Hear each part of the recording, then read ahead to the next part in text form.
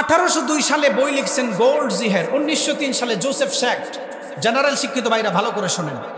গোল্ডজিহের, Joseph শ্যাক্ট ওনার বই লিখছেন origin of Muhammadan jurisprudence, aspect of Islamic civilization and introduction to Islamic law, Muhammadan law, রাসূল সাল্লাল্লাহু আলাইহি ওয়াসাল্লামের জীবনের উপর ইহুদিরা বই লিখছেন 200 বছর আগে। তারা বই লেখার সময় রাসূল সাল্লাল্লাহু আলাইহি ওয়াসাল্লামের রাজনীতি নিয়ে লেখার সময় বলছেন নবীর মতো আর আদর্শবান নবী আর আসবে না। সুবহানাল্লাহ বলেন। মসজিদের মধ্যে হাঙ্গামা শুরু হয়ে যাবে। আপনি বলবেন হুজুর মসজিদের মধ্যে হাঙ্গামা কিভাবে শুরু হয়? মসজিদ তো ইবাদত করার জায়গা। আল্লাহর নবী বলছেন শেষ জমানার মধ্যে এমন এক জমানায় মানুষ উপনীত হবে যেই জমানার মধ্যে মসজিদের মধ্যে হাত্তা ইয়াতাবাহান নাসু ফিল মাসাজিদ, মসজিদের রক্ষক, মসজিদ যারা চালায় কমিটি, তারা হবে এলাকার সবচাইতে বড় চোর বাটপার সুৎখোর আর ঘুষখোর। বিবাহ করার পরে মা বাবার থেকে সর্বপ্রথম আলাদা হয়, হওয়ার পরে তারা তাদের ওয়াইফকে নিয়ে কাপল ব্লগ বানায়, ভিডিও বানায়, ফেসবুকে নগ্নতা ছাড়ে। এরকম আছে না নাই? ইয়াং জেনারেশন মাদ্রাসা শিক্ষা না থাকার কারণে তাদের ভিতরে মাইন্ড সেট আপ করেছেন পড়াশোনার দরকার নাই, মা বাবার দরকার নাই, ভিডিও বানাবো, হারাম ইনকাম দিয়ে সংসার চালাবো। আল্লাহ রাব্বুল আলামিন কোরআন নাজিল করার মাধ্যমে দুনিয়ার মানুষদেরকে জানালেন, এই কোরআন নাজিল করার মাধ্যমে আল্লাহ সমাজের সমস্ত কিছুর সমাধান দিয়েছেন। কোরআন নাজিল করার মাধ্যমে আল্লাহ দুনিয়ার সমস্ত কিছুর সমাধান দিয়েছেন। আমাদের সমাজের অধিকাংশ মানুষ চিন্তা করে কিয়ামত হবে না, তাদেরকে আবার হাসরের ময়দানে পুনরুত্থান করতে পারবে না। উচ্চশিক্ষিত হওয়ার কারণে উলামায়ে কেরামদেরকে কাঠমোল্লা বলে গালি দেয়, উচ্চশিক্ষিত হওয়ার কারণে মাদ্রাসাকে ব্যাঙের ছাতা বলে গালি দেয়। অথচ আপনি জানলে অবাক হবেন, বর্তমান জমানার আধুনিক বিজ্ঞান ও কিয়ামত সম্পর্কে যেই তথ্য বর্তমান সমাজে দিয়েছেন, আপনি জানলে অবাক হবেন। ১৫০০ বছর আগে রব্বুল আলামিন সূরাতুল বনী ইসরাঈলের 50 নম্বর আয়াতের মধ্যে এই তত্ত্বটা তুলে ধরেছেন। সুবহানাল্লাহ। আমি আলোচনায় যাওয়ার আগে জাস্ট আমার আলোচনার সিস্টেমটা সাজাচ্ছি, শুনেন। শিক্ষিত মানুষ যারা দাবি করে এই যে মাদ্রাসা শিক্ষাকে বিশেষ করে ব্যাঙের ছাতা বলে গালি দেয়, সুযোগ পেলেই উলামায়ে কেরামদেরকে কাঠমোল্লা বলে গালি দেয়, যে মানুষরা পুনরুত্থান হতে পারবে না। 1900 সালে স্টিফেন ক্যাপ নামের একজন বিজ্ঞানী, উনি দাবি করেছেন মানুষ মারা যাওয়ার পরে তাদেরকে আবার পুনরুত্থান করা সম্ভব। মানুষ মারা যাওয়ার পরে পুনরুত্থান করা সম্ভব 1990 এর পরে বলতেছে স্টিফেন ক্যাপ। বিশ্ববিদ্যালয়ে থাকা অবস্থায় যখন আল কোরআন ওয়াল মুস্তাশরিকুন এটার উপর পড়াশোনা করেছি, থিসিস করার সময় আল খালিক ওয়া ইলমুল কাউনিয়াত, স্রষ্টা ও সৃষ্টি তত্ত্বের উপর একটা থিসিস লিখতে গিয়ে আয়াতটা তুলে ধরেছিলাম।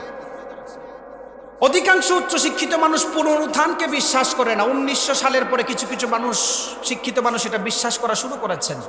আপনি জানলে অবাক হবেন, যেই উলামায়ে কেরামদেরকে, যেই মাদ্রাসাকে ব্যাঙের ছাতা বলে গালি দেন, আল্লাহ রাব্বুল আলামিন 1990 সালে আপনি যেই থিসিস নিয়ে গর্ব করেন, সূরাতুল বনী ইসরাঈলের 50 নম্বর আয়াতে আল্লাহ বলেন, কুল হে নবী আপনি বলেন, কুনু হিজারাতান আও হাদিদা, মানুষ মারা যাওয়ার পরে তাদের হাড্ডি মাংস যদি পাথর কিংবা লোহাও হয়, আমি আল্লাহ তোলার সক্ষমতা রাখি। সুবহানাল্লাহ পড়বেন না? বিজ্ঞানী আয়াত নিয়ে রিসার্চ করছেন, মানুষ নাকি মারা যাওয়ার পরে তাদের হাড্ডি মাংস কখনো কখনো পাথর কিংবা লোহাও হয়। এই আয়াত চুরি করে সে নোবেল নিতে গেছে। যে কথা বলছিলাম, আল্লাহ তাআলা সমস্ত কিছুর জ্ঞান কোরআনে দিয়েছেন, শুনেন।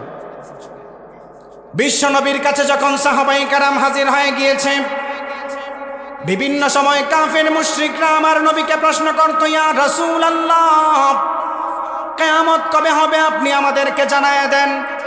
আল্লাহর নবী বললেন, ও সাহাবায়ে কেরাম, দুনিয়ার মানুষ শোনো, কিয়ামত কবে হবে আল্লাহ জানে, কিন্তু কিয়ামত হওয়ার আগে সমাজের মধ্যে 15টি খারাপ অভ্যাস যখন বেড়ে যাবে, আল্লাহর নবী বললেন 15টি খারাপ অভ্যাস যখন সমাজের মধ্যে বেড়ে যাবে, সমাজ ব্যবস্থা ধ্বংস হয়ে যাবে, কিয়ামত ঘনিয়ে আসবে। আল্লাহর নবী বললেন অগ্নিবায়ু সমাজের মধ্যে চালু করে দিবেন।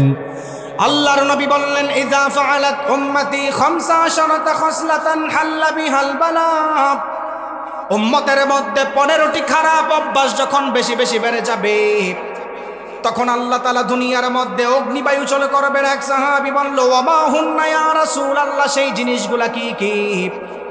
আমি এই হাদিসটা বললে আপনারা মিলায় দেখবেন আমাদের সমাজের অধিকাংশ কার্যকলাপ আল্লাহর নবীর হাদিসের সঙ্গে মিশে যাচ্ছে। আল্লাহর নবী 1 নাম্বার বললেন, উম্মত যখন ধ্বংস হবে সমাজ ব্যবস্থা কেমন ধ্বংস হবে শোনো। 1 নাম্বার হলো ইযা কানাল মাগনামু দুওয়ালা, এমন একটা জমানার মধ্যে মানুষগুলি উপনীত হয়ে যাবে, যেই জমানার মধ্যে রাষ্ট্রের মালগুলিকে মানুষ, এলাকার নেতাগুলি নিজের মাল সম্পদ মনে করে আত্মসাৎ করবে। আপনি তাকায় দেখবেন আমাদের দুনিয়া এখন এমন একটা জায়গায় পৌঁছেছেন, এলাকার নেতাগুলি নিজের এলাকার মাল সম্পদগুলি নিজের নামে বানায়া বাহিরের দেশে পাচার করে, এমন সমাজে আছে না নাই? আপনি তাকায় দেখবেন অধিকাংশ মানুষ দায়িত্ব পাওয়ার পরে দায়িত্বের অবহেলা করে। আল্লাহর নবী বললেন শেষ জমানায় তখন উপনীত হয়ে যাবে, ও সাহাবায়ে কেরাম, ইদা কানাল মাগনামু তুওয়ালা, যখন রাষ্ট্রের সম্পদগুলিকে নিজের বাপ দাদার মাল সম্পদ মনে করবে। আপনি তাকায় দেখবেন বর্তমান দুনিয়ার মধ্যেও মানুষগুলি আছে নিজের বাপ দাদার সম্পদ মনে করে, এলাকার মানুষের চিন্তা করে না, গরিব দুঃখী মানুষের চিন্তা করে না। সমস্ত কিছু এলাকার যত জিনিস আছে নেতা সাহেব নিজের পকেটে ঢুকায়া রাখে আর মানুষদের উপর অত্যাচার করে, এমন আছে না নাই? আমাদেরকে আবার অনেকে অপবাদ দেয় দুনিয়া চালানোর সিস্টেম নাকি আমাদের কাছে নাই। অনেক মানুষ অপবাদ দেয় উলামায়ে কেরামরা নাকি দুনিয়া চালানোর সিস্টেমও জানে না। আপনি জানলে অবাক হবেন, আল্লাহর নবী রাহমাতুল লিল আলামিন নবী কেমন ভাবে সমাজ চালাতেন একটা উদাহরণ দিলে বুঝবেন। আমাদের সমাজে এমন ভাবে অবিচার জুলুম বেড়ে গিয়েছে, এমন পরিমাণ অবিচার জুলুম বেড়ে গিয়েছে, এমন জুলুম বাড়ার কারণে দেখবেন আল্লাহর নবী বলছেন সমাজের মধ্যে যখন জুলুম বাড়বে আল্লাহ তাআলা গজব নাজিল করবেন। অথচ আল্লাহর নবী মানুষদের উপর ইনসাফ করতেন। কেমন ইনসাফ করতেন? উনি কখনো মানুষদের উপর জুলুম করতেন না। আপনি তাকায় দেখবেন আমাদের কাছে যাদের কাছে সুপার পাওয়ার আছে তারা মানুষদের উপর অত্যাচার করে, কিন্তু আল্লাহর নবীর কাছে যখন পাওয়ার ছিল আল্লাহর নবী কখনো মানুষদের উপর ইনসাফ ছাড়া অন্য কাজ করেন নাই। উনি বিচার করার সময় উনি ইনসাফ করেছেন, উনি আপন পর চিনেন নাই। বিচার করার সময় সবাইকে এক একটা সমান্তরালের মধ্যে উনি বিচার করেছেন। অথচ শেষ জমানার মধ্যে বিচার কার্য ধ্বংস হবে, দেখবেন এক চোখে তেল আর এক চোখে পানি দিয়ে বিচার করে, এমন মানুষ সমাজে আছে না নাই? আল্লাহর নবীর জমানায় এমন একটা ঘটনা ঘটেছিল, আপনাদেরকে উদাহরণ দেই। বুখারীর বর্ণনায় আল্লাহর নবী বললেন, আহাম্মাতহুমুল মারআতুল মাখজুমিয়াতুল্লাতী সারাকাত। ওই জমানার সবচাইতে উচ্চ বংশের একজন মহিলা, বনু মাখজুমি গোত্রের উচ্চ ফ্যামিলির মহিলা চুরি করেছিল। এলাকার মানুষ চিন্তা করতেছেন উচ্চ ফ্যামিলির মহিলা চুরি করেছে, আল্লাহর নবীর কাছে যদি নিয়ে যাওয়া হয় তাহলে তো আল্লাহর নবী তার হাত কেটে দিবে, উচ্চ ফ্যামিলির মানুষের উপর একটা দাগ লেগে যাবে। আপনি তাকায়া দেখবেন আমাদের সমাজে অধিকাংশ বিচারকগুলি ধনী গরিব আলাদা আলাদা বিচার করে, এমন আছে না নাই? আছে, এরকম আছে, ধনী গরিব আলাদা পার্থক্য করে। নবী যে বলছেন শেষ জমানার যারা নেতা হবে তারা আত্মসাৎ বেশি করবে, জুলুমও বেশি করবে। তো নবী কেমন ভাবে ইনসাফ করতেন শুনেন। আহাম্মাতহুমুল মারআতুল মাখজুমিয়াতুল্লাতী সারাকাত। ওই জমানার বনু মাখজুমি গোত্রের সম্ভ্রান্ত ফ্যামিলির মহিলা চুরি করেছেন। এলাকার মানুষ চিন্তা করতেছেন নবীর কাছে যদি নিয়ে যাওয়া হয় তাহলে তো নবী সরাসরি হাত কেটে দিবেন, উনি তো কখনো আপন পর চিনবে না, ইনসাফ যেটা সেটাই করবেন, ঠিক কিনা বলেন? এলাকার মানুষ চিন্তা করতেছেন আল্লাহর নবীর কাছে এই কথাটা কিভাবে বলা যায়। মাইয়ুকাল্লিমু রাসূলুল্লাহি সাল্লাল্লাহু আলাইহি ওয়াসাল্লাম, আল্লাহর নবীর কাছে কে এই ঘটনাটা নিয়ে যাবে, কেউ সাহস পাচ্ছে না। আপনি জানলে অবাক হবেন, হাদিসের মধ্যে এসেছেন ওয়া মাইয়াজতারিউ আলাইহি ইল্লা উসামা ইবনে যায়েদ হিব্বু রাসূলিল্লাহ। আল্লাহর নবী উসামা ইবনে যায়েদ রাদিয়াল্লাহু তাআলা আনহুকে ভালোবাসতেন। হাদিসের মধ্যে আসছেন হিব্বু রাসূলিল্লাহি সাল্লাল্লাহু আলাইহি ওয়াসাল্লাম। এলাকার মানুষ উসামা ইবনে যায়েদ রাদিয়াল্লাহু তাআলা আনহুর কাছে এই ঘটনাটা নিয়ে গেলেন আল্লাহর নবীর কাছে বর্ণনা করার জন্য। এর পরের দিন উসামা ইবনে যায়েদ রাদিয়াল্লাহু তাআলা আনহু নবীর দরবারে হাজির হয়ে গেল। ফাকাল্লামা রাসূলুল্লাহি সাল্লাল্লাহু আলাইহি ওয়াসাল্লাম। উসামা ইবনে যায়েদ রাদিয়াল্লাহু তাআলা আনহু আল্লাহর নবীকে এই ঘটনা বললেন। আপনি জানলে অবাক হবেন, আল্লাহর নবী বললেন, আতাশফাউ ফি হাদ্দিম মিন হুদুদিল্লাহ। ও উসামা ইবনে যায়েদ, তুমি কি আল্লাহর হদের ব্যাপারে আমার কাছে সুপারিশ করতে আসছো নাকি? চুরি করলে হাত কাটা, চুরি করলে হাত কাটা হবে, এটা কখনো কমানো যাবে না। আল্লাহর নবী দাঁড়ায় গেলেন। কমা ফাখাতাবা, আল্লাহর নবী দাঁড়ায়া তখন বলতে লাগলেন, নবী উসামা ইবনে যায়েদকে বলতেছেন, আতাশফাউ ফি হাদ্দিম মিন হুদুদিল্লাহ, তুমি কি আল্লাহর হদের ব্যাপারে আমার সাথে কথা বলতে আসছো? আচ্ছা আপনি বলেন তো দেখি, আমাদের সমাজে বর্তমানে এইরকম জুলুম চলে কি চলে না? মানুষ যখন কোনো কারণে অন্যায় করে, এটাকে কমানোর জন্য রাতের বেলায় নেতার কাছে গিয়ে টাকা দেয়, এরকম আছে না নাই? আচ্ছা শুনেন, নবী কিন্তু এরকম না। নবী ছিলেন উত্তম আদর্শওয়ালা নবী। কি করছেন শুনেন। বিশ্ব নবী যখন দাঁড়ায় গেল, আইয়ুহান নাস, মানুষদেরকে বলতেছেন, মানুষ শোনো, ইন্নামা দাল্লা মান কানা ক্বাবলাকুম, তোমাদের পূর্বের মধ্যে মানুষ ধ্বংস হয়েছিল কয়েকটা কারণ করার জন্য। এক নাম্বার হলো ইদা সারাকা শরীফ তারাকুহু, যখন সম্ভ্রান্ত ফ্যামিলির মানুষ কিছু করত, চুরি করত, তারাকুহু, তাদেরকে ছেড়ে দিত, মানুষ বিচার করত না। ওয়া ইদা সারাকা দাঈফু ফীহিম আকামু আলাইহিল হাদ্দা, আর কোন দুর্বল মানুষ যদি অন্যায় করত, চুরি করত, তাহলে তার বিচার করত, তার বিচার করার জন্য তারা রেডি থাকতো। গরিবদের বিচার হতো, ধনীদের বিচার হতো না। আপনি তাকায়া দেখেন আমাদের সমাজে কোট টাই পরে রাষ্ট্রের টাকা বাহিরের দেশে পাচার করে, কিন্তু তাদের বিচার করার মতো কোনো ক্ষমতা সমাজে নাই, ঠিক কিনা? বিশ্বনবী বললেন উম্মত ধ্বংস হয়েছিল আগের জামানার। এক নাম্বার হলো ইদা সারাকা শরীফ তারাকুহু, ধনী মানুষ যখন চুরি করত, সম্ভ্রান্ত ফ্যামিলির মানুষ চুরি করত, ছেড়ে দিত।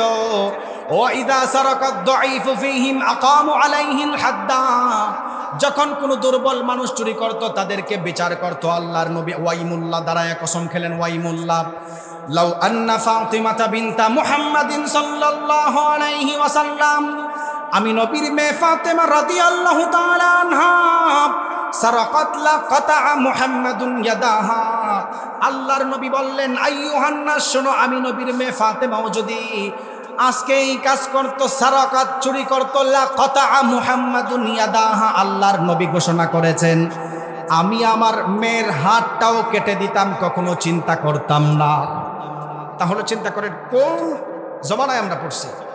নবী নিজের মেয়ের ক্ষেত্রে বলছেন, লাউ আন্না ফাতিমাতা বিনতা মুহাম্মাদিন সাল্লাল্লাহু আলাইহি ওয়াসাল্লাম সারাকাত লা কাতা মুহাম্মাদুন ইয়াদাহা, আমি আমার মেয়ের হাত কেটে দিতাম।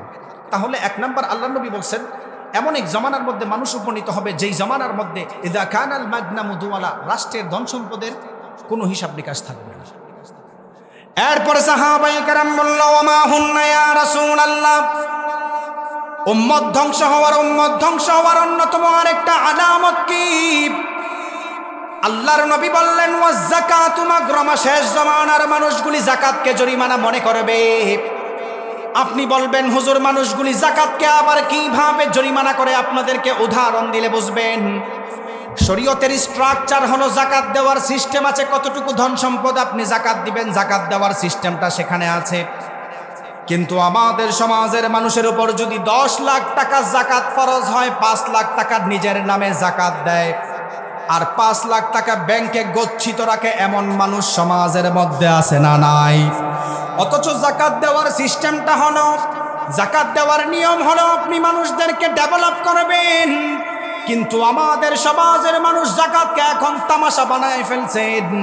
কেমন ভাবে তামাশা বানাইছেন শুনলে অবাক হবেন। এখন যদি কোনো মানুষের কাছে যাকাত ফরজ হয়, 5,000 শাড়ি কিনে, 10,000 লুঙ্গি কিনে এলাকার মধ্যে মাইকিং করে অমুক চৌধুরী সাহেবের বাড়িতে যাকাতের শাড়ি দেওয়া হবে, লাইন ধরে নিয়ে আসেন। আপনি তাকায় দেখবেন এইরকম বহু নজির আছে।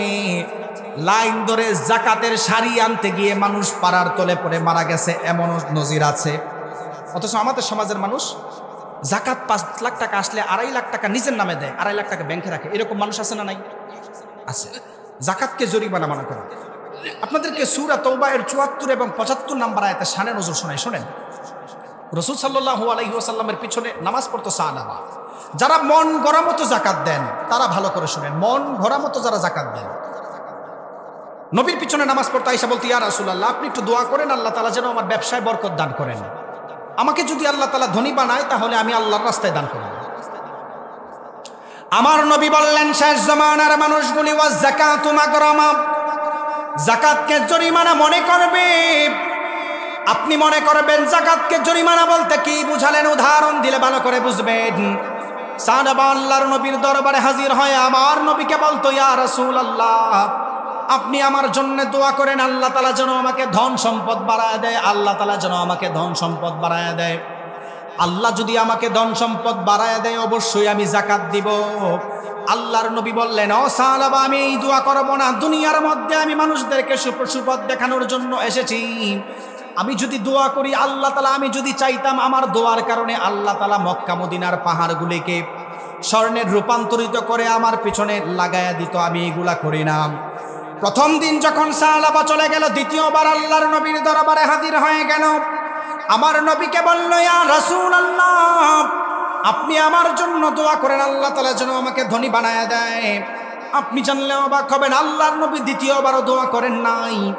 তৃতীয়বার যখন আল্লাহর নবীর দরবারে হাজির হয়ে গেলেন, আল্লাহর নবী দুই হাত তুলে দোয়া করলেন, ওগো আল্লাহ, আপনি সালাবার ব্যবসার মধ্যে ধন সম্পদ বাড়ায়া দেন। আল্লাহর নবী দোয়া করার সঙ্গে সঙ্গে কবুল হয়ে গিয়েছে, সালাবার ব্যবসার মধ্যে বরকত এসেছেন। সুবহানাল্লাহ। ব্যবসা বড় হয়ে গেছে। ব্যবসা বড় হওয়ার পর সালাবা ব্যবসা করতেছেন মদিনা শহরের ভিতরে তো বড় ব্যবসা করা যায় না, সে এলাকা থেকে চলে গেছে। আল্লাহ তাআলা কোরআন কারীমের সূরাতুল বাকারা এর 155 নম্বর আয়াতে বলছেন, আল্লাহ তাআলা ধন সম্পদ দিয়ে মানুষদেরকে পরীক্ষা করেন। যাদের ধন সম্পদ আছে, ধন সম্পদ আসার পরে যারা মসজিদ মাদ্রাসা থেকে দূরে চলে যায়, মনে রাখবেন এটা আল্লাহর পক্ষ থেকে গজব। যেই ধন সম্পদ আপনাকে মসজিদ মাদ্রাসা ওলামায়ে কেরাম থেকে দূরে নেয়, এটা আপনার জন্য গজব। আর যেই ধন সম্পদ আপনাকে মসজিদ মাদ্রাসার মধ্যে আইনা ঢুকায়, আল্লাহর সাথে কানেক্ট করে মসজিদের সাথে সম্পর্ক বাড়ায়, ওই ধন সম্পদ আল্লাহর পক্ষ থেকে রহমত। সাহাবা যখন ব্যবসা বড় করে ফেললেন, এলাকার মানুষরা চিন্তা করলেন, সাহাবা তো মদিনা শহর থেকে বের হয়ে গেল।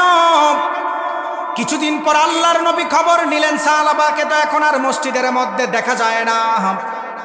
আপনি জানলে অবাক হবেন, এক সাহাবী বলল, ইয়া রাসূলুল্লাহ, সাহাবার ব্যবসা বড় হওয়ার কারণে সাহাবা এখন ঠিক মতো 5 ওয়াক্ত নামাজ পড়তে আসে না, ব্যবসা নিয়ে ব্যস্ত থাকে। আল্লাহর নবী কষ্ট পেলেন।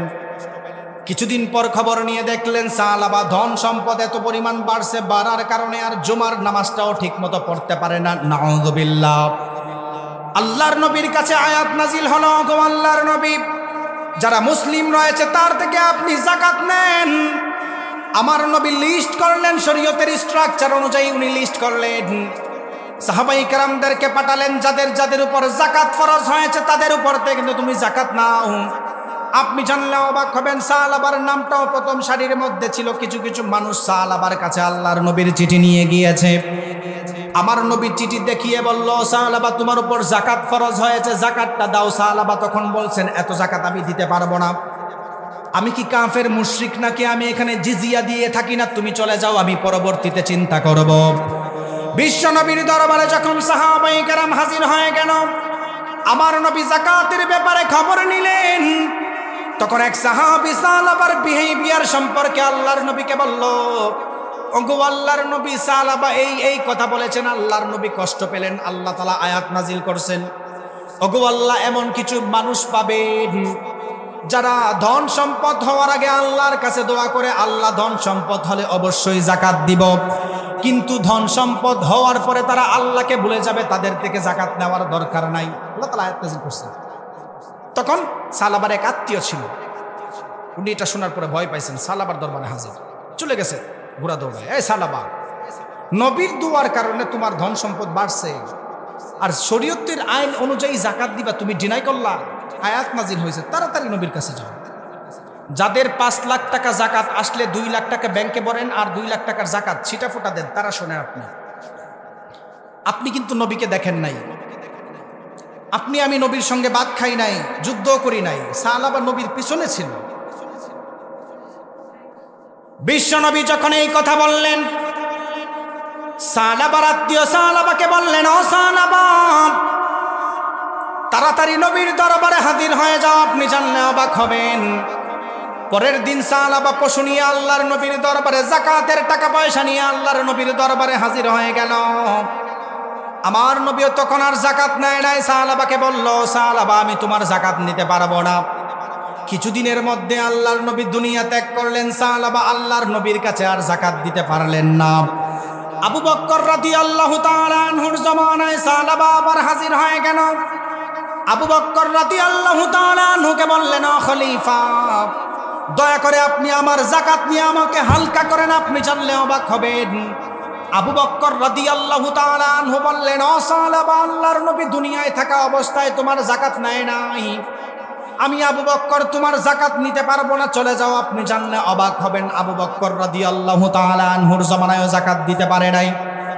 ওমর রাদিয়াল্লাহু তাআলা আনহুর জামানায় সাহাবা হাজির হয়ে গেল, যাকাত দিতে পারে নাই। ওমর রাদিয়াল্লাহু তাআলা আনহু সাহাবাকে বললেন, ও সাহাবা, আল্লাহর নবীর জীবদ্দশায় তোমার যাকাত নেয় নাই, আবু বকরের জামানায় তোমার যাকাত নেয় নাই, আমি ওমর তোমার যাকাত নিতে পারবো না, চলে যাও।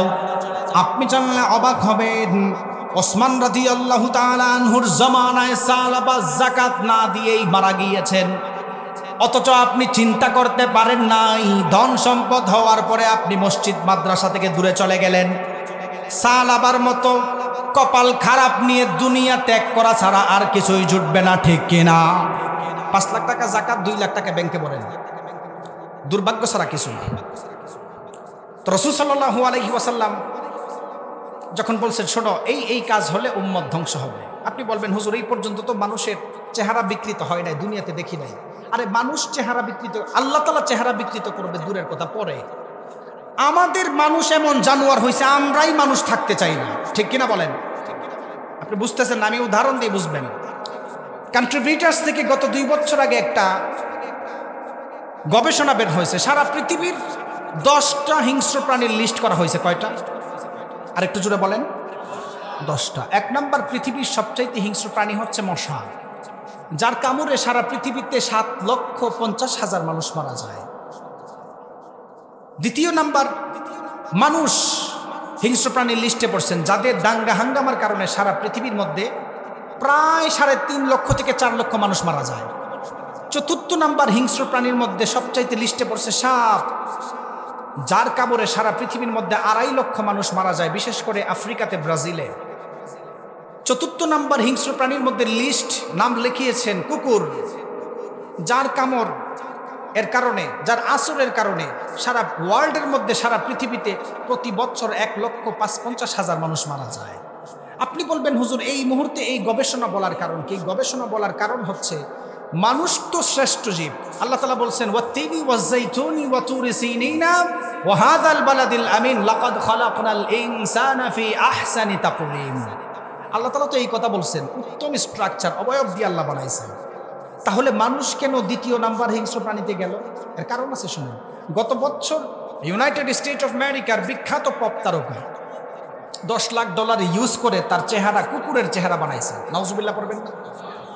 আল্লাহ তাআলা যে বলছেন খাসফান আও মাসখান, মানুষদের চেহারা বিক্রি করবে, আল্লাহ তাআলা করবে, এটা আমরা বিশ্বাস করি। কিন্তু মানুষই তো আর মানুষ থাকতে চায় না, জানোয়ার বলতেছে, ঠিক কিনা বলেন?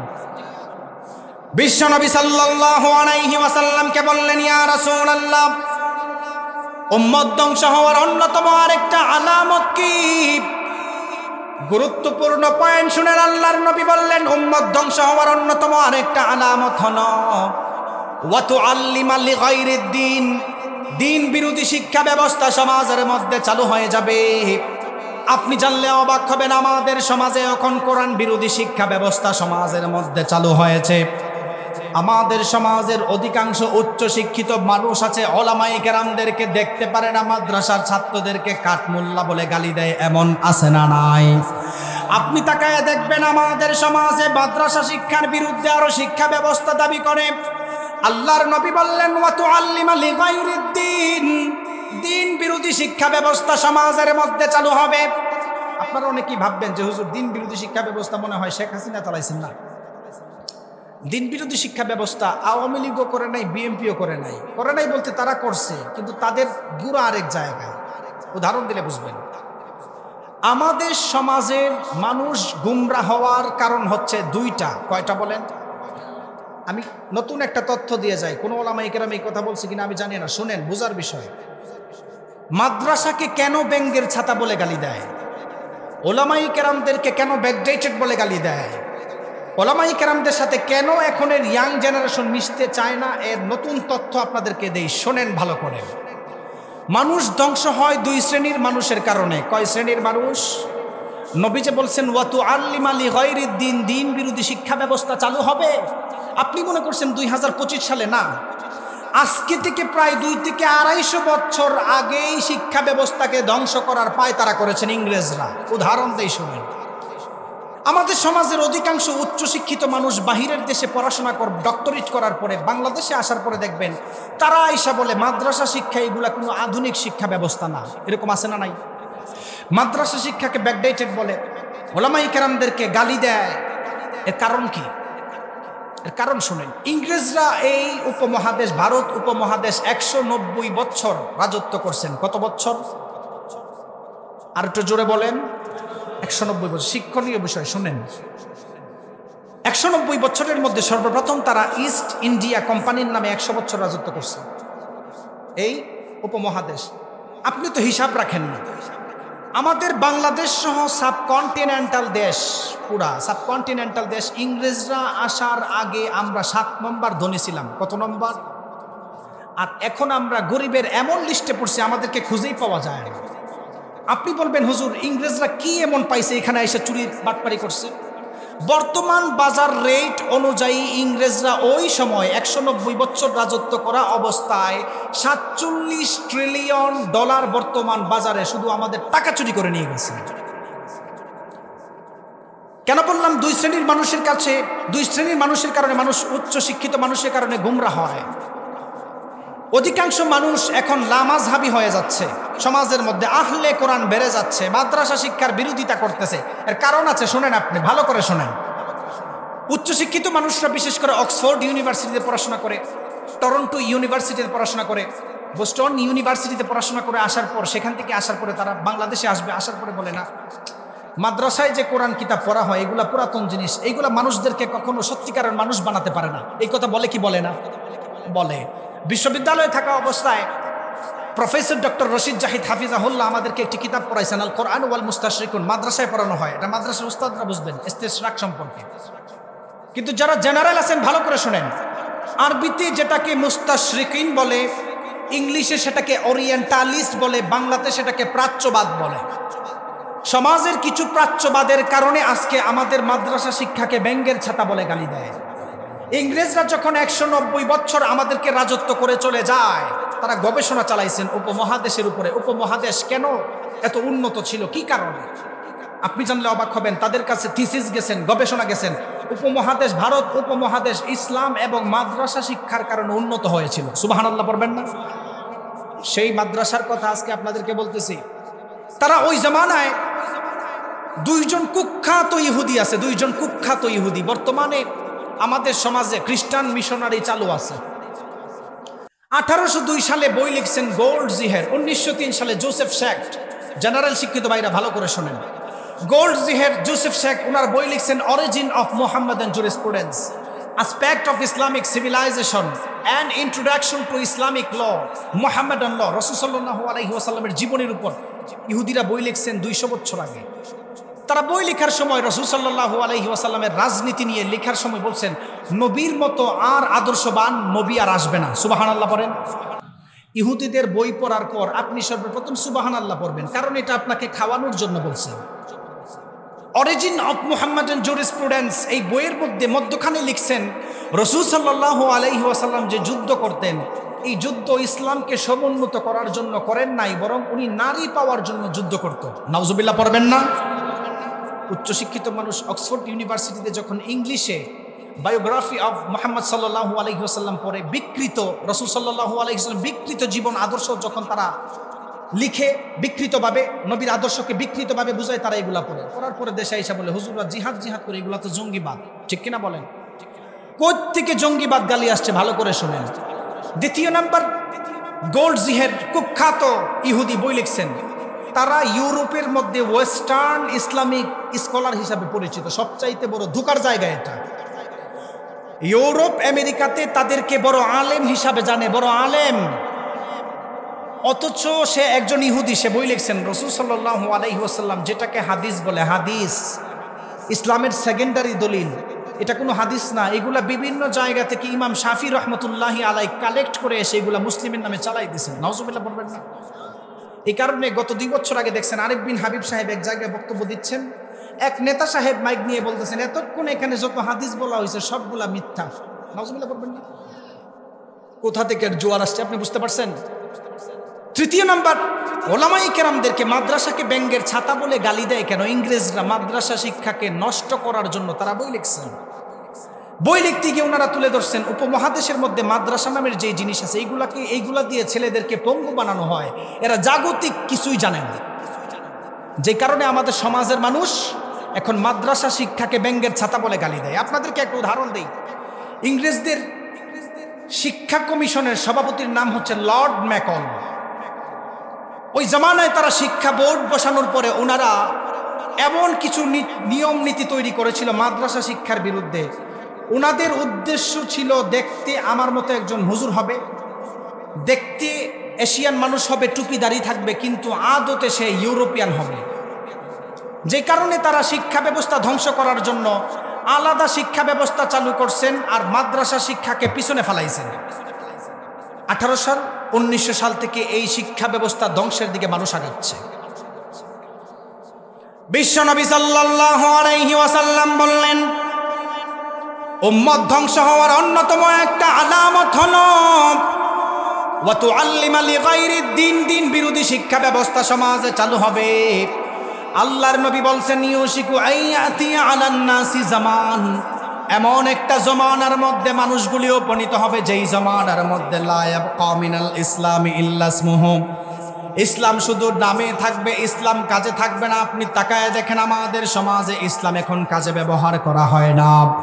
দ্বিতীয় নাম্বার বলা হয়েছে ওয়ালা ইয়াবকা মিনাল কুরআনি ইল্লা রাসমুহু, কোরআন শুধু রসম থাকবে, অক্ষর থাকবে, মানুষ কোরআন পড়তে পারবে না। পড়তে জানলেও মানুষ কোরআনের অর্থ জানবে না, আবার অধিকাংশ মানুষ কোরআনের সাথে সম্পর্ক রাখবে না। আপনি জানলে অবাক হবেন, রব্বুল আলামিন কোরআনের মধ্যে বলেছেন যেই মানুষ দুনিয়ার মধ্যে কোরআন পাওয়ার পরে কোরআন মানে নাই, নবী রাসূল পাওয়ার পরে নবী রাসূল মানে নাই, ওই মানুষদেরকে আল্লাহ তাআলা দুনিয়া এবং আখিরাতের মধ্যে 3টা শাস্তি দিবেন। বলেন কয়টা?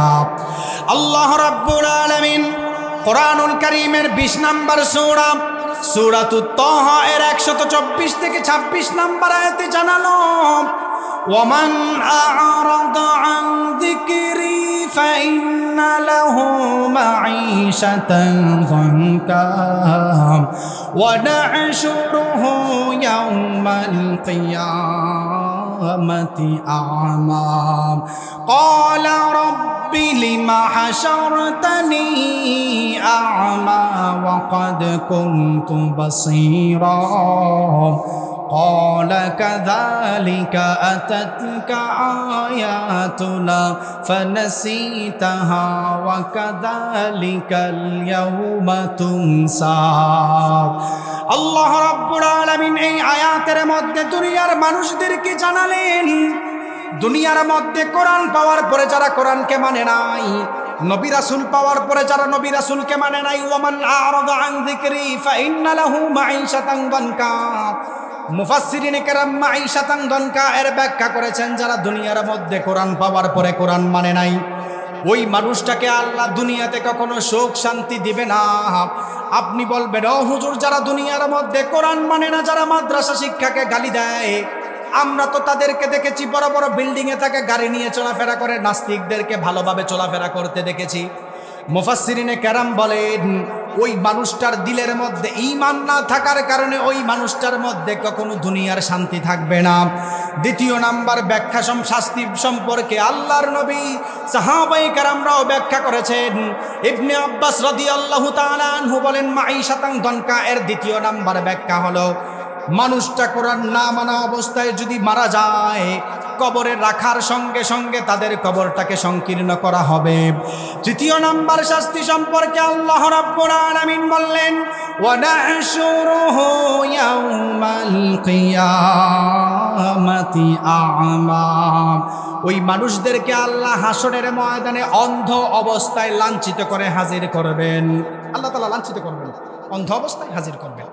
আচ্ছা, এই আয়াতের মধ্যে আল্লাহ তাআলা বলতেছেন যে মানুষদেরকে চোখ দেওয়ার পরেও আল্লাহ তাআলা অন্ধ অবস্থায় নাযিল করবেন। কিছু কিছু মানুষ সেদিন প্রশ্ন করবে, আল্লাহ দুনিয়াতে চলার জন্য তো আপনি আমাকে চোখ দিছিলেন, চোখ দেওয়ার পরে কেন আপনি আমাকে অন্ধ অবস্থায় তুলছেন? প্রশ্ন করবে সেদিন।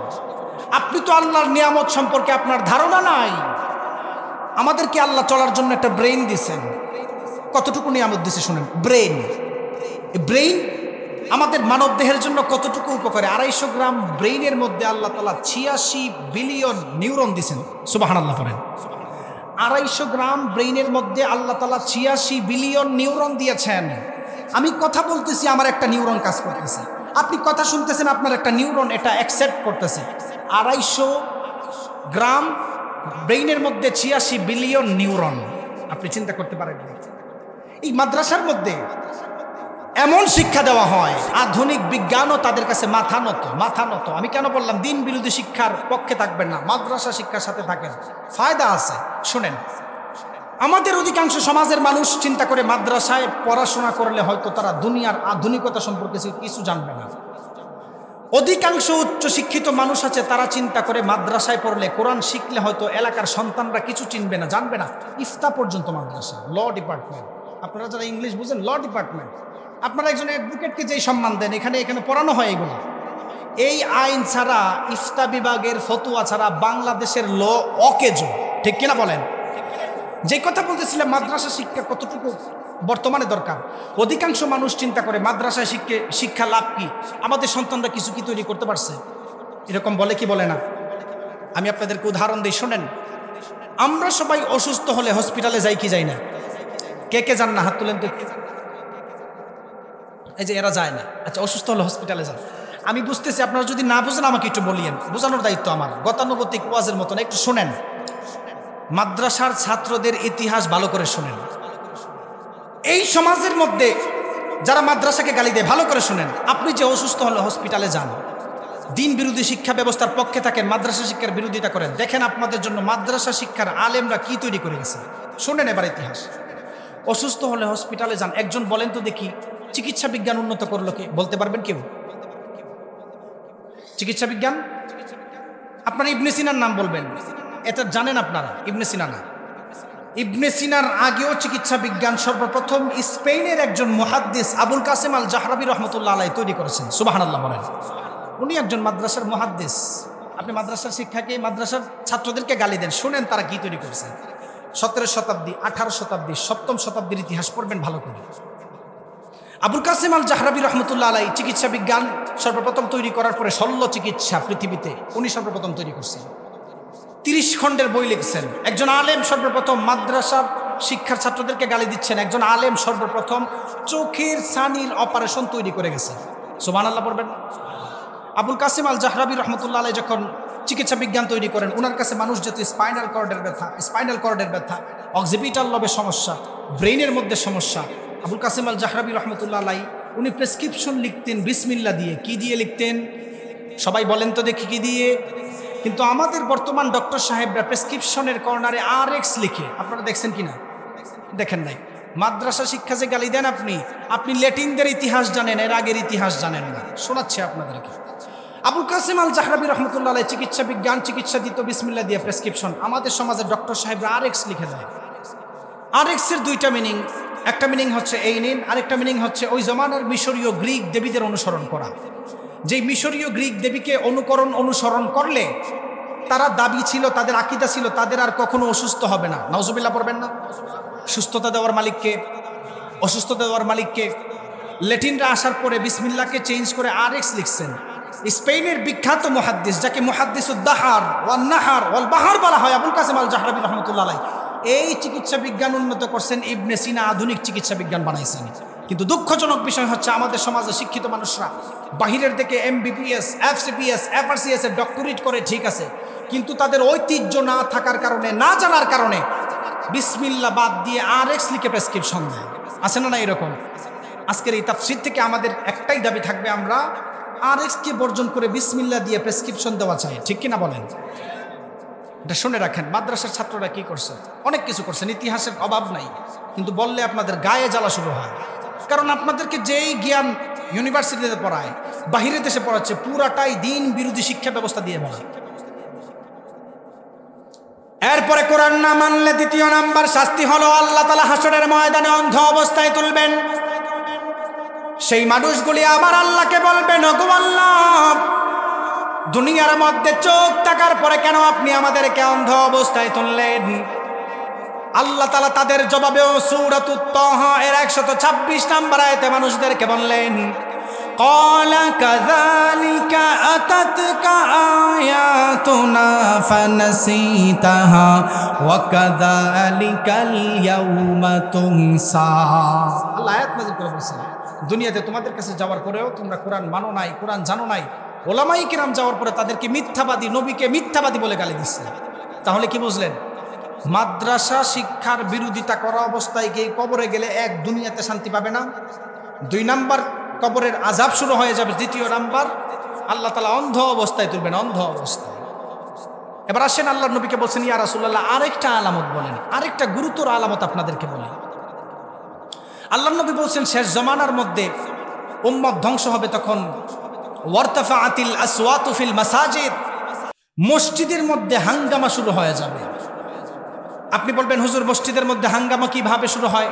মসজিদ তো ইবাদত করার জায়গা। আল্লাহর নবী বলছেন শেষ জমানার মধ্যে এমন এক জমানায় মানুষ উপনীত হবে যেই জমানার মধ্যে মসজিদের মধ্যে হাত্তা ইয়াতাবাহান নাসু ফিল মাসাজিদ, মসজিদের রক্ষক, মসজিদ যারা চালায় কমিটি, তারা হবে এলাকার সবচাইতে বড় চোর, বাটপার, সুৎখোর আর ঘুষখোর। আছে না এরকম? এই বিষয়টা এদের সাথে কমন পড়ছে, দিকে চিল্লি দিয়ে উঠছে।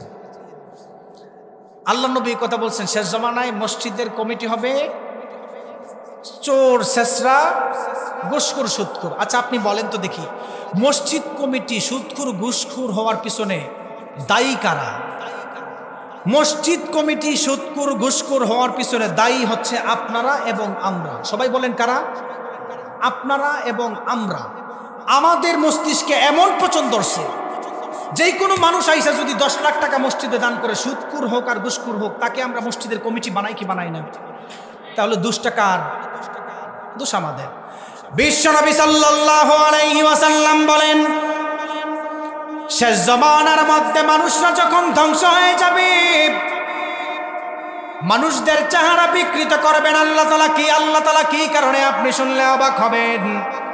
এমন একটা জামানার মধ্যে মানুষগুলি উপনীত হয়ে যাবে যেই জামানার মধ্যে ওয়ারতাফাতিল আসওয়াতু ফিল মাসাজিদ, মসজিদের মধ্যে হাঙ্গামা, উচ্চ সুরে কথা বলবেন। আপনি তাকায় দেখবেন ইমাম সাহেব যদি সুদের কথা বলে, এলাকার পাওয়ারফুল মানুষরা ইমামকে ধমক দিয়ে চাকরি ছাড়া করে, এমন জালেম সমাজের মধ্যে আছে না নাই?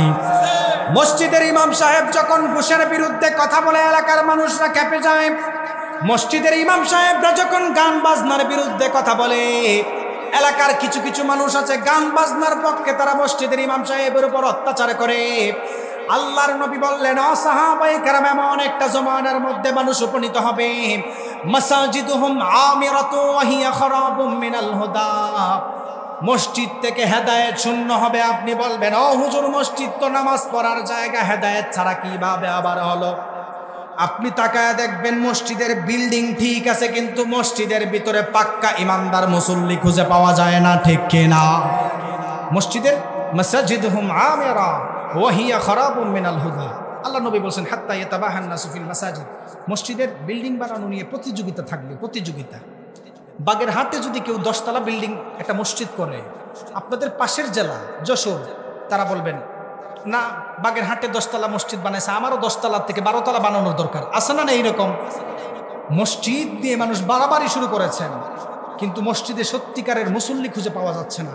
এমন কিছু কমিটি এখন বাংলাদেশের মসজিদে আছে, ইমাম সাহেবের 10 মাসের বেতনও বাকি রাখে, সুদের কথা বললে আবার তার উপর অত্যাচারও করে, ঠিক কিনা বলেন?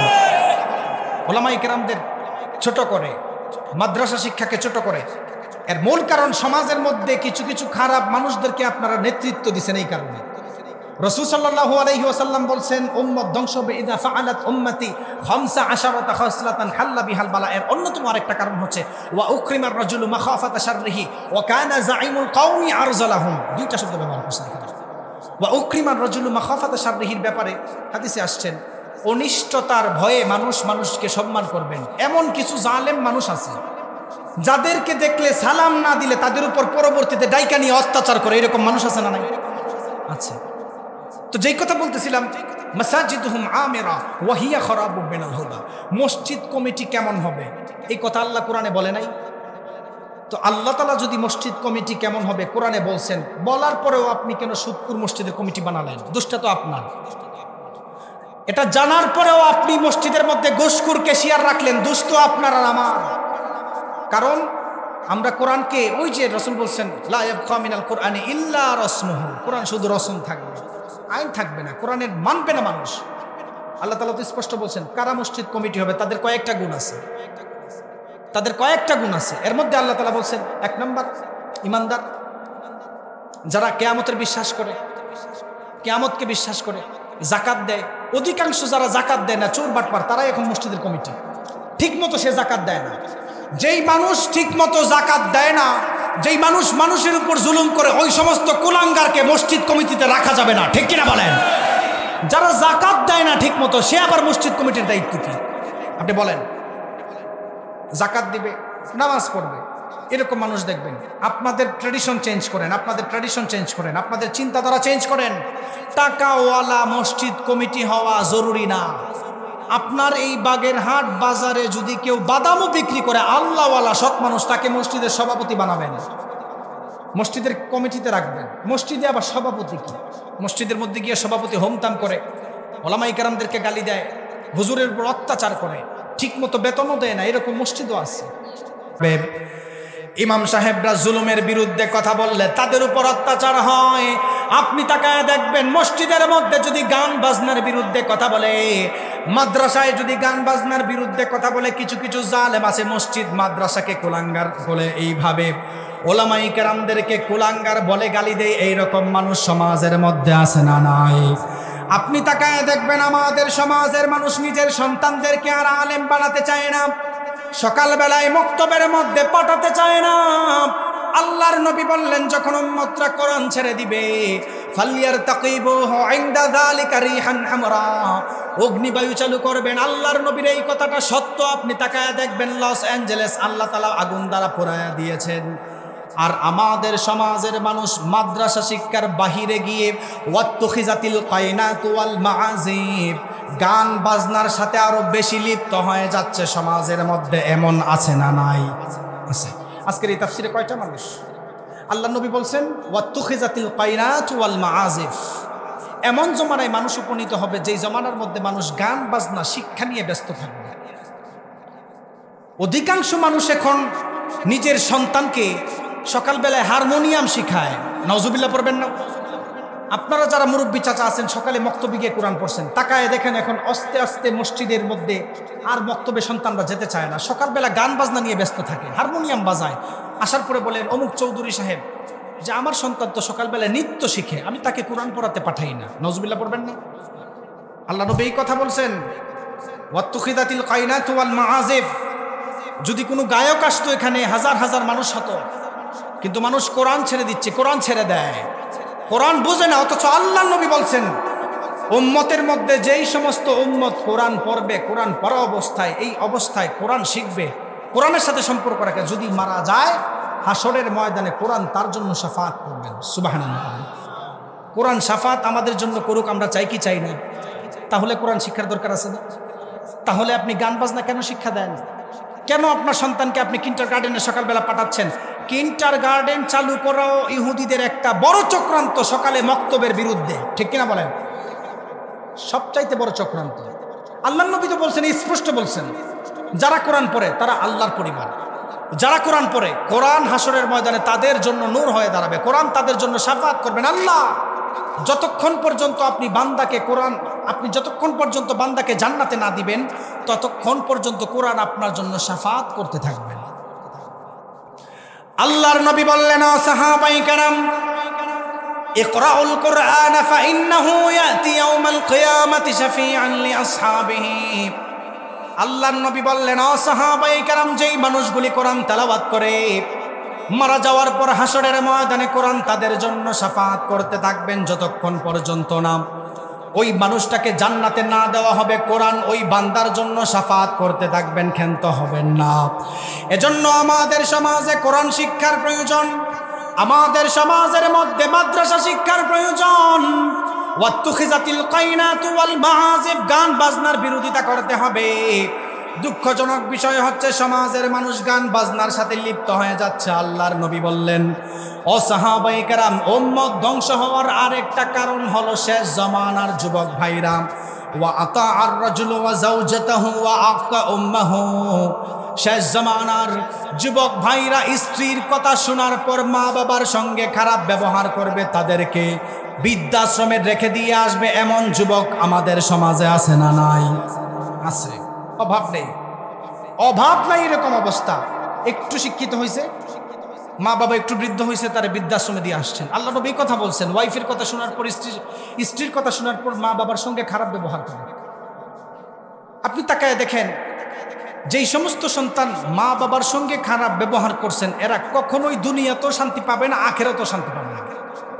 আল্লাহ নবী বলছেন, মান আদরাকা আবওয়াইহি ইনদাল কিবারি আহাদুহুমা আও কিলাহুমা ফালাম ইয়াদখুলিল জান্নাহ। যেই সমস্ত সন্তান বৃদ্ধ অবস্থায় মা বাবারে পাইছে, দুইজনের একজন পাওয়ার পরেও তাদেরকে রাজি খুশি করাতে পারে নাই, এরা কখনো জান্নাতে যাবে না। আপনি মিয়া হজ করার জন্য পাগল, 8 লাখ 9 লাখ টাকা দিয়ে প্রতি বছর হজ করেন, আপনার হজ কবুল হয় কিনা আল্লাহ জানে। রসুল গোল্ডেন অফার দিচ্ছেন, শোনো, যাদের বৃদ্ধ মা বাবা ঘরে বেঁচে আছে, তারা যদি তাদের মা বাবার দিকে নেক নজরে একবার তাকায়, একটা কবুল হজের সওয়াব হবে। সুবহানাল্লাহ বলেন।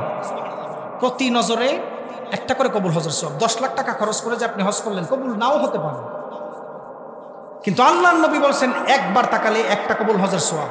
এক সাহাবী বলছি, ইয়া রাসূলুল্লাহ, আমি যদি 100বার তাকাই, কোন উম্মত যদি তার বৃদ্ধ মা বাবার দিকে 100বারও তাকায়, 100বারই কবুল হজের সওয়াব হতে থাকবে। সুবহানাল্লাহ বলেন। তো এমন জমানায় আমরা আসছি, মা বাবা বৃদ্ধ হলে তাদেরকে আমরা বৃদ্ধাশ্রমে দিয়ে আসি। মা বাবা একটু অন্ধ হয়ে গেলে তাদেরকে দেখাশোনা করে না, ধমক মারে।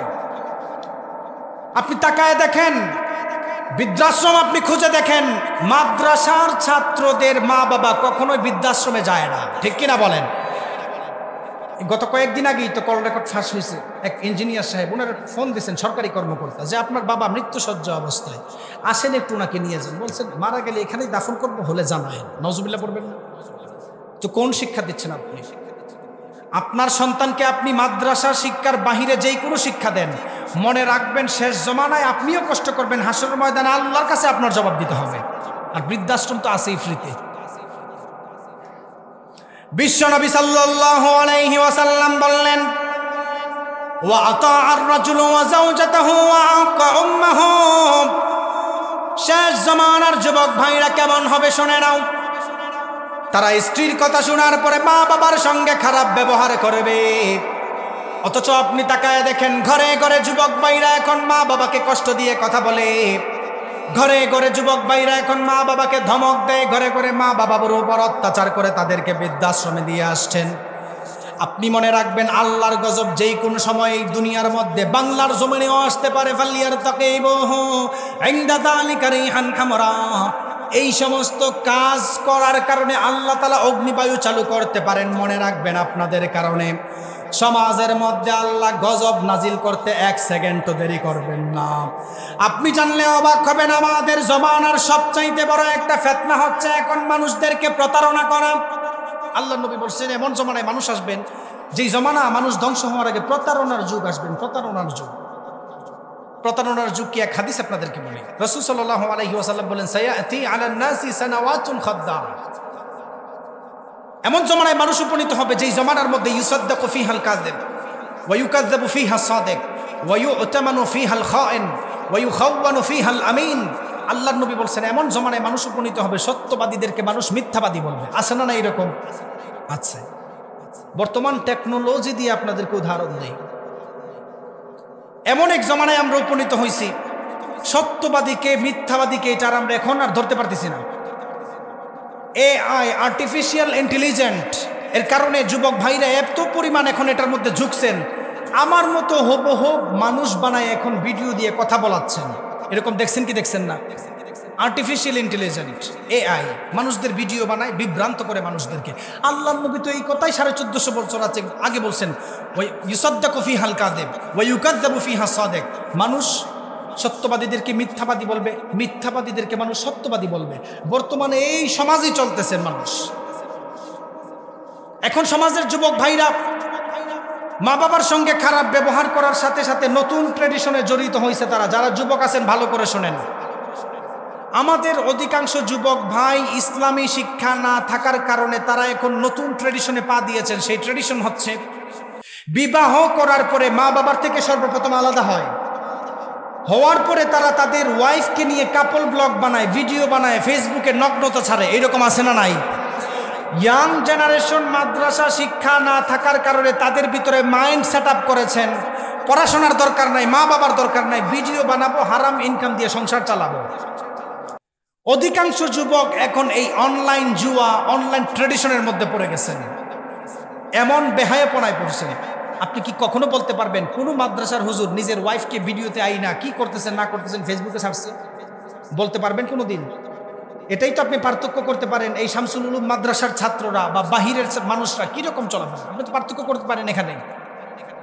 আপনি ইংরেজদের পাতা ফাঁদের মধ্যে আপনি পা দিয়েছেন, ইংরেজদের পাতা ফাঁদের মধ্যে আপনি পা দেওয়ার কারণে আপনার সন্তান এখন নাস্তিক হচ্ছে। আপনার সন্তান আপনাকে ঠিক মতো 3 বেলা খাবার দেয় না, লাত্তি উষ্টা মেরে ঘর থেকে বের করে দেয়। ইংরেজদের কারবার। আমাদের বাংলাদেশ থেকে 100 বছর টেকনোলজির দিক দিয়ে আগায়া জাপান, যারা জাপান গেছেন ভালো করে জানেন, জাপান 100 বছর আগায়া টেকনোলজির দিকে।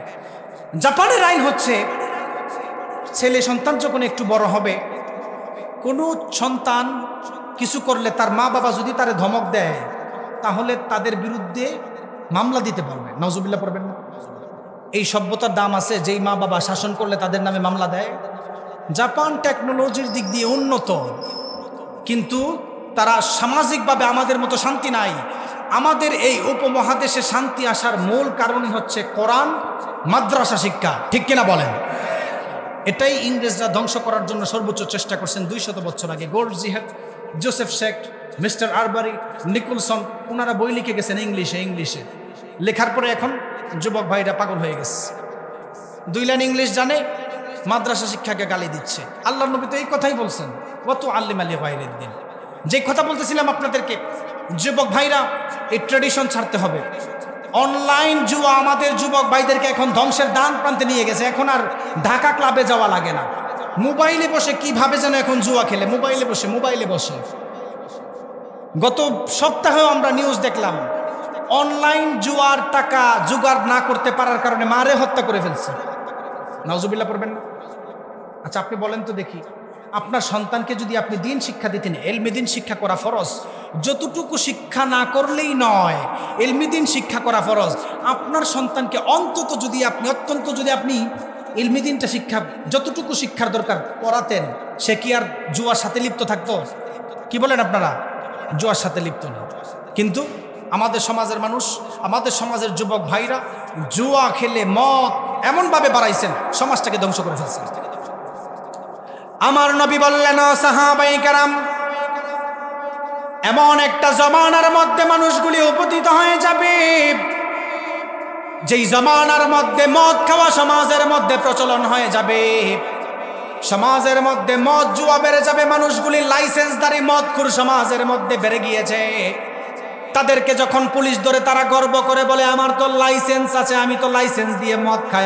আপনি জানলে অবাক হবেন, আল্লাহর নবী বলেছেন শেষ জামানায় মানুষ ধ্বংস হবে যখন মদ খাওয়ার সাথে লিপ্ত হয়ে যাবে। মানুষরা ধর্মীয় জ্ঞান না শিক্ষা থাকার কারণে তারা এখন মদ জুয়ার সাথে লিপ্ত হয়ে গিয়েছেন। আর মা বোনরা পর্দা ছেড়ে এখন বাজারে বাজারে ঘোরাফেরা করতেছেন। এমন মা বোন সমাজে আছে না নাই? আছে। বিশাল হারির পাতলা কাপড়, রশ্মি কাপড় পরে তারা পাতলা কাপড় পরতেছে। বোরকা সমাজের মধ্যে এখন ট্রেডিশনে ফেলাই দিয়েছেন। শেষ জামানার আলামত এইগুলো। কিয়ামত তো হবে আল্লাহ জানে, কিন্তু কিয়ামতের আগে কি কি ঘটবে এই কথাগুলি আপনাদেরকে সংক্ষেপে বলতেছিলাম। মদ জুয়া বেড়ে যাবে, মদ জুয়া। দ্বিতীয় নাম্বার, মা বোনরা পর্দা ছেড়ে দিবে। আপনার সন্তান, আপনার মেয়ে বাজারের মধ্যে উলঙ্গ হয়ে চলতেছেন, হাসরের ময়দানে এর জন্য আপনাকে জবাব দিতে হবে, কখনো ছাড় দেওয়া হবে না। আপনাকে প্রশ্ন করা হবে আপনি আপনার সন্তানকে কি শিক্ষা দিয়েছেন। হাসরের ময়দানে যখন বিচারের কথা বলা হবে, সন্তান আপনার বিরুদ্ধে মামলা দিবেন, আপনি আমার বাবাকে আগে জাহান্নামে নেন, কারণ সে আমাকে দুনিয়ায় থাকতে ইলমে দ্বীন শিক্ষা শেখায় নাই। যেই সন্তানকে আপনি হাসরের ময়দানে আপনার পক্ষে পাবেন না, সেই সন্তানকে আপনি ইহুদি খ্রিস্টানদের চাল চলন শিখাচ্ছেন, মনে রাখবেন জাহান্নামের কারণ হবে। ঠিক কিনা বলেন? এই জন্য যে কথাগুলি আপনাদেরকে বলছেন, এই কথাগুলির উপরে বিশেষ করে মাদ্রাসা শিক্ষাকে কখনো অবহেলা করা যাবে না। মাদ্রাসা শিক্ষার বিরোধিতা ইংরেজরা করেছিল, ইংরেজরা তৈরি করেছেন।